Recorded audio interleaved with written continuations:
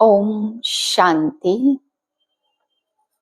मैं आत्मा संगम युग पर यादगार को मनाने वाली, मनोरंजन का अनुभव करने वाली समान आत्मा हूँ। बाप समान सो समीप आत्मा। ओम शांति। आज का अव्यक्त इशारा, किसी भी क्षेत्र में सफलता मूर्त बनने के लिए सहनशीलता का गुण धारण करो। जैसे कोई धैर्यता वाला मनुष्य सोच समझकर कार्य करता है तो उसको सफलता अवश्य प्राप्त होती है। ऐसे सहनशीलता वाला मनुष्य जो होता, वह अपनी सहनशीलता की शक्ति से कठोर संस्कार वाले व्यक्ति को भी शीतल बनाकर उस आत्मा को भी सहयोगी बना लेते हैं। 1/11/2024 के महावाक्य। मीठे बच्चे, इस समय निराकार बाप साकार में आकर तुम्हारा श्रृंगार करते हैं, अकेला नहीं। प्रश्न है, तुम बच्चे बाप की याद की यात्रा में क्यों बैठते हो? दूसरी पॉइंट उत्तर है पहली पॉइंट, क्योंकि तुम जानते हो इस याद से ही हमें बहुत बड़ी आयु मिलती, हम निरोगी बनते। दूसरी पॉइंट है, याद करने से हमारे पाप कटते हैं, हम सच्चा सोना बन जाते, आत्मा से रजो तमो की खाद निकल जाती, वह कंचन बन जाती है। तीसरी पॉइंट, याद से ही तुम पावन दुनिया के मालिक बन जाएंगे। चौथा, तुम्हारा श्रृंगार होगा। पांचवा, तुम बहुत बहुत धनवान बन जाएंगे। यह याद ही तुम्हें पद्मा पदम भाग्यशाली बनाती है। ओम शांति। रूहानी बच्चों को रूहानी बाप समझाते, यहाँ बैठ तुम क्या करते हो? ऐसे नहीं सिर्फ शांति में बैठे हो, अर्थ सहित ज्ञानमय अवस्था में बैठे हो। तुम बच्चों को ज्ञान है, बाप को हम क्यों याद करते हैं?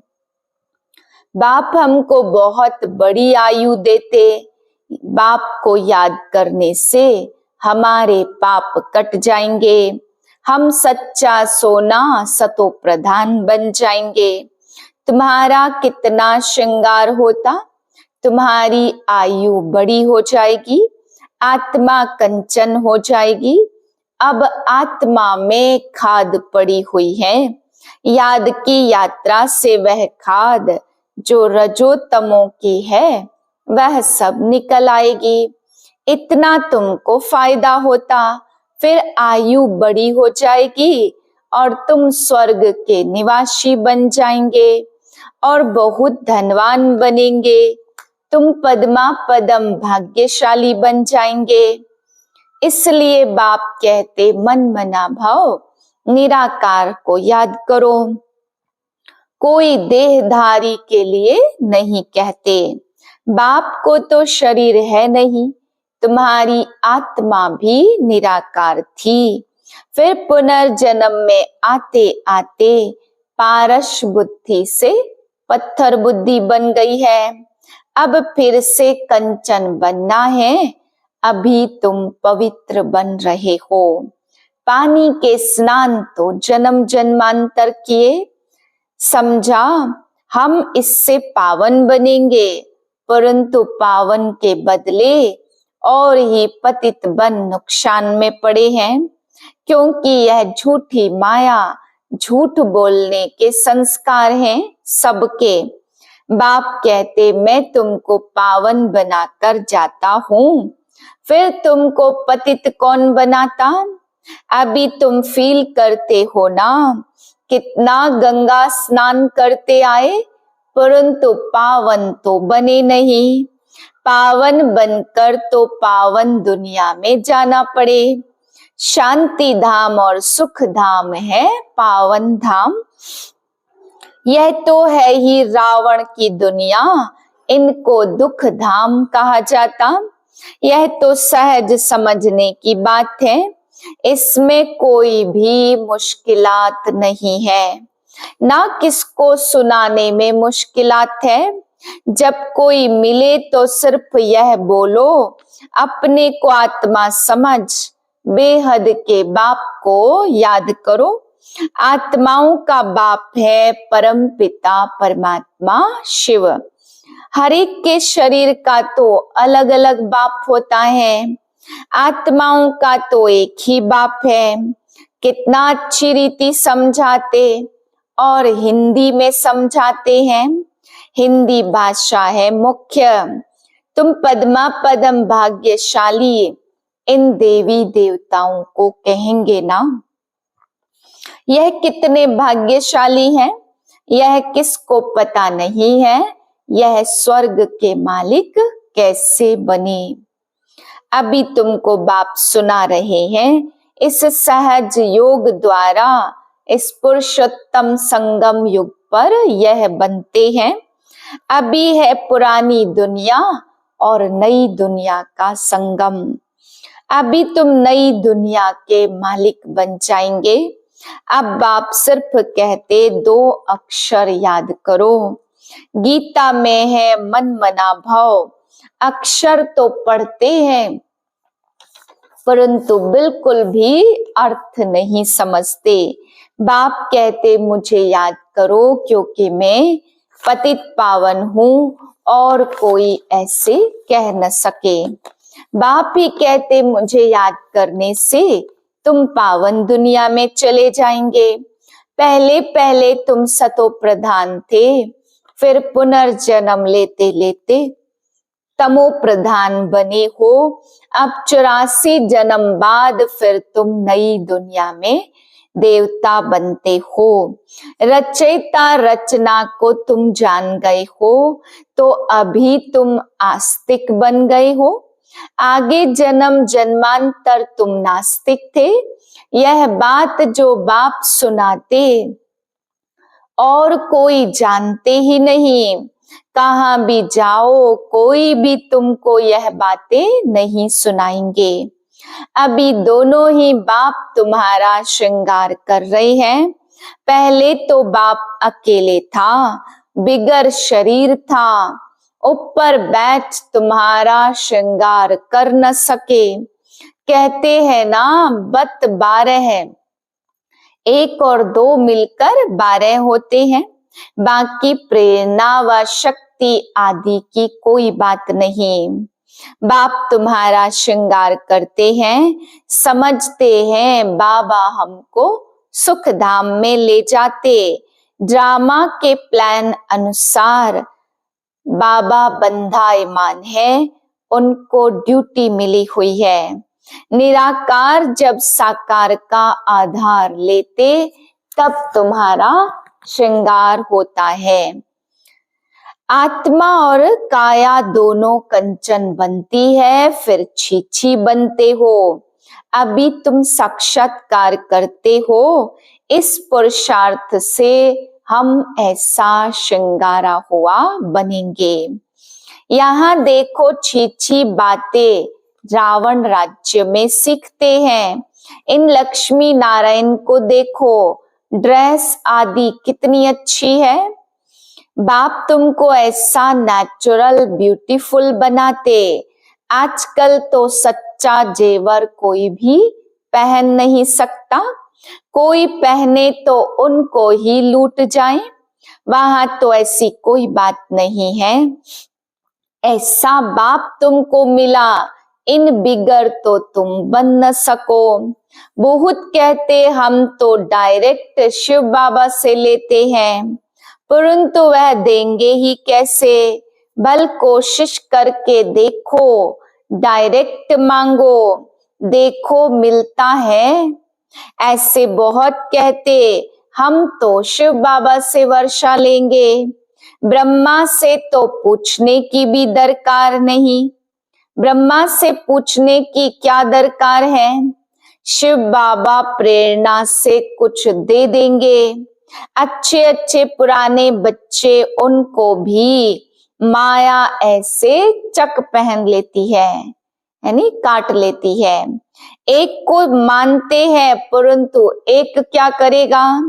बाप कहते मैं एक में कैसे आऊं, मुख बिगर बात कैसे कर सकूं। मुख का तो गायन है ना, गौ मुख से अमृत लेने के लिए कितना धक्का खाते, श्रीनाथ द्वारे जाकर दर्शन करते, परंतु उनका दर्शन करने से क्या होगा? उसको कहा जाता बुत पूजा। उनमें आत्मा तो है नहीं, 5 तत्वों का पुतला बना है, तो गोया माया को याद करना हो गया। 5 तत्व प्रकृति है, उनको याद करने से क्या होगा? प्रकृति का आधार तो सबको है, परंतु वहां है सतो प्रधान प्रकृति। बाप कहते मुझे सबका, साधु संत का भी उद्धार करने आना पड़ता है। स्वर्ग को वंडर कहा जाता, यहाँ तो कोई कुछ भी करे तो भी एक के फीचर्स दूसरे से मिल न सके। इतने करोड़ों, और देखो सबके फीचर्स अलग अलग हैं। भगवान का एक वंडर और दुनिया के 7 वंडर, यह एक वंडर दूसरी तरफ रखो और 7 वंडर दूसरी तरफ, तो भी यह भारी हो जाएगा। एक तरफ ज्ञान, एक तरफ भक्ति को रखो तो ज्ञान का तरफ बहुत भारी होगा। अभी तुम बच्चे भक्ति सिखलाने वाले, अभी तुम ज्ञान सिखलाते, भक्ति सिखलाने वाले तो ढेर है, ज्ञान देने वाला तो एक ही बाप है। तो बाप बैठ बच्चों को पढ़ाते, श्रृंगार करते। बाप कहते पवित्र बनो, तो कहते नहीं हम तो छी ही बनेंगे।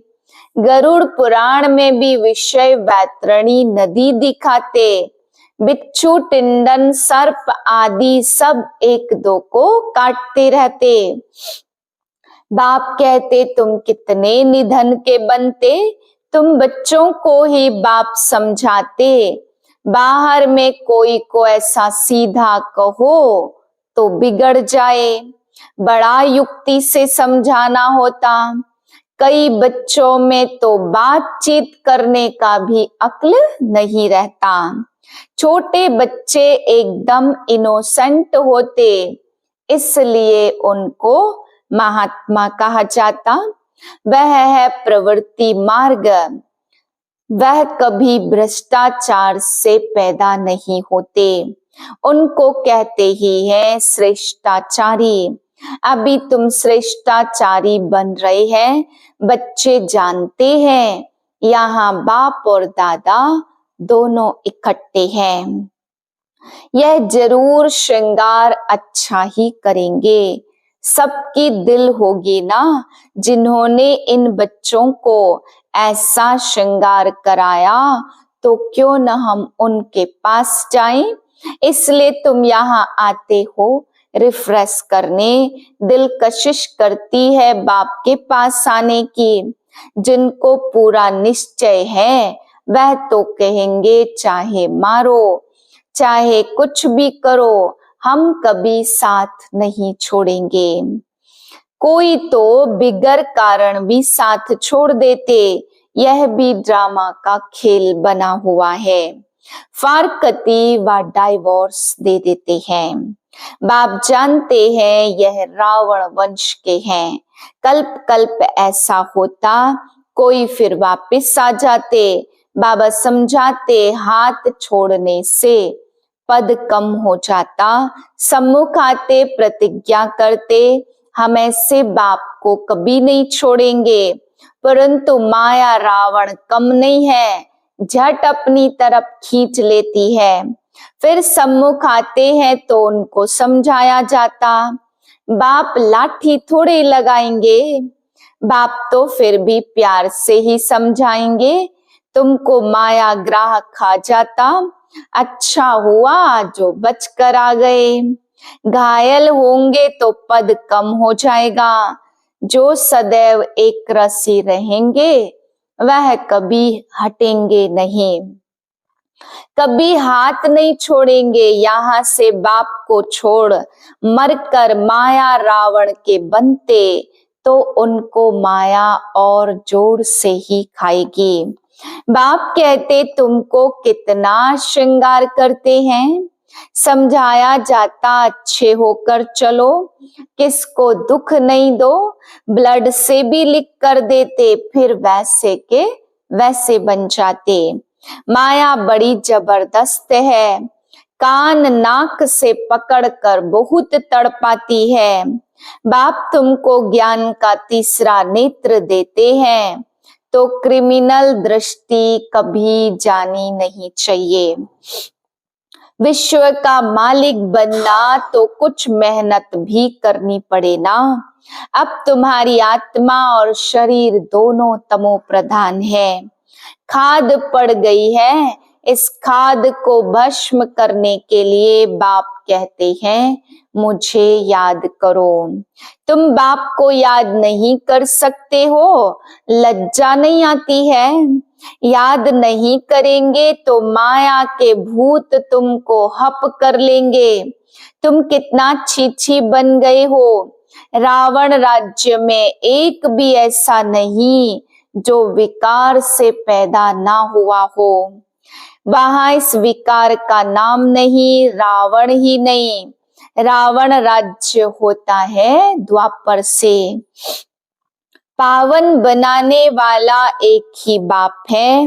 बाप कहते बच्चे यह एक जन्म ही पवित्र बनना है, फिर तो विकार की बात ही नहीं होती, वह है ही निर्विकारी दुनिया। तुम जानते हो यह पवित्र देवी देवता थे, फिर 84 जन्म लेते लेते नीचे आए हैं। अब है पतित तब पुकारते हैं शिव बाबा हमको इस पतित दुनिया से छुड़ाओ। अभी जब बाप आए हैं तब तुमको समझ पड़ी है कि यह पतित काम है। आगे नहीं समझते थे क्योंकि तुम रावण राज्य में थे। अब बाप कहते सुख धाम में चलना है तो छी बनना छोड़ो। आधा कल्प तुम छी बने हो, सिर पर पापों का बहुत बोझा है और तुमने गाली भी बहुत दी है। बाप को गाली देने से बहुत पाप चढ़ जाते। यह भी ड्रामा में पार्ट है। तुम आत्मा को भी 84 का पार्ट मिला हुआ है, वह बजाना ही है। हर एक को अपना पार्ट बजाना है। फिर तुम रोते क्यों हो? सतयुग में कोई भी रोता नहीं। फिर ज्ञान की दशा पूरी होती तो वही रोना पीटना शुरू हो जाता। मोह जीत की कथा भी तुमने सुनी है। यह तो एक झूठा दृष्टांत बनाया। सतयुग में कोई की अकाले मृत्यु होती नहीं। मोह जीत बनाने वाला तो एक बाप है। परमपिता परमात्मा के तुम वारिश बनते हो, जो तुमको विश्व का मालिक बनाते। अपने से पूछो हम आत्माएं उनके वारिश हैं? बाकी जिस्मानी पढ़ाई में क्या रखा? आजकल तो पतित मनुष्यों की शक्ल भी नहीं देखनी चाहिए, ना बच्चों को दिखानी चाहिए। बुद्धि में हमेशा समझो हम संगम युग पर हैं। एक बाप को ही याद करते और सबको देखते हुए नहीं देखते। हम नई दुनिया को ही देखते, हम देवता बनते हैं। उन नए संबंधों को ही देखना है, पुराने संबंधों को देखते हुए भी नहीं देखो। यह सब भस्म होने वाला है। हम अकेले आए थे, फिर अकेले ही जाते हैं। बाप एक ही बार आते साथ ले जाने, इनको शिव बाबा की बारात कहा जाता। शिव बाबा के सब बच्चे हैं। बाप विश्व की बादशाही देते, मनुष्य से देवता बनाते। आगे विष उगलते थे, अब अमृत उगलते हैं।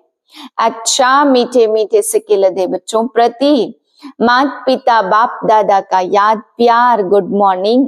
रूहानी बाप की रूहानी बच्चों को नमस्ते। हम रूहानी बच्चों की रूहानी बाप को नमस्ते। धारणा के लिए मुख्य सार है, स्वयं को संगम युगी निवासी बनकर चलना, पुराने संबंधों को देखते हुए भी नहीं देखना। बुद्धि में रहे हम अकेले आए थे, अकेले जाना है। दूसरी पॉइंट, आत्मा और शरीर को कंचन पवित्र बनाने के लिए ज्ञान के तीसरे नेत्र से देखने का अभ्यास करना।